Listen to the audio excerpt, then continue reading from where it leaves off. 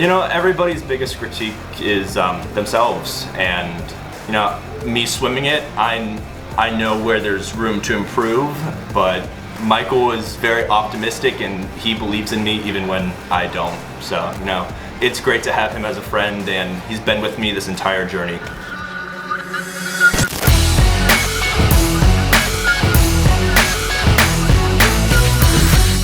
Hunter Armstrong shocked the world with a 50-meter back world record and a 100-meter back national title. How did Armstrong top Murphy again to make Team USA? My coach and I discussed before the race that this 100 was just going to be more of a gut check, more about executing it properly and knowing that it's going to hurt, rather than shooting for any records or times, just more so swimming it the way it's supposed to be swam.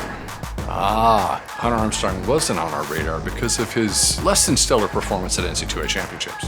What happened at NCAA Championships? So I knew this was going to come up at some point, but triple tapers are not a fun thing for me. But you know, NC's was a different beast. We were facing some difficulties within the team, and it was just emotionally draining.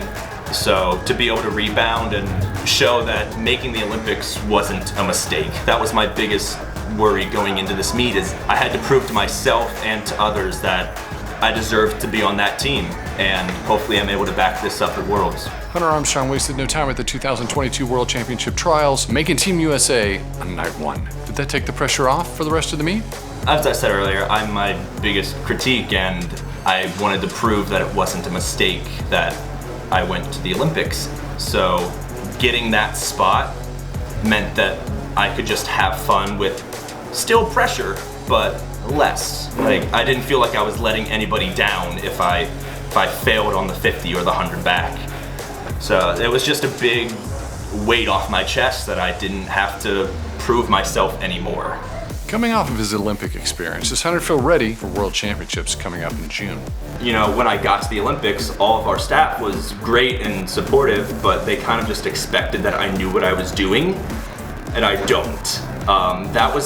Last summer was my third summer ever swimming.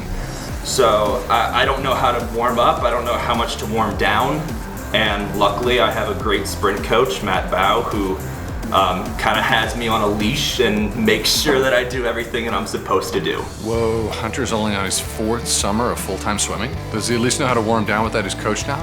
Well, I'm definitely hoping that Matt can come with me, because I'm not ready to be on my own, but luckily Team USA always has a great coaching staff, but also Murph has taken me under his wing, and he helps me with that stuff. So he's like, hey, I know you feel great, but bring the emotions down, go warm down. Like, just everybody on that team that I worked with last year, and pretty sure we'll work with the majority of them again this time.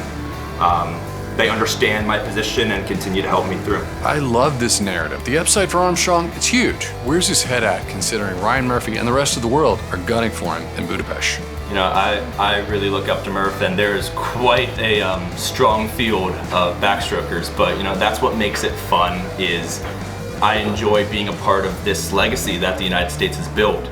But as far as expectations, I've learned that it's best to just go in and have fun with it, and your body will do what it's trained to do. 2022 Hunter Armstrong World Championship predictions.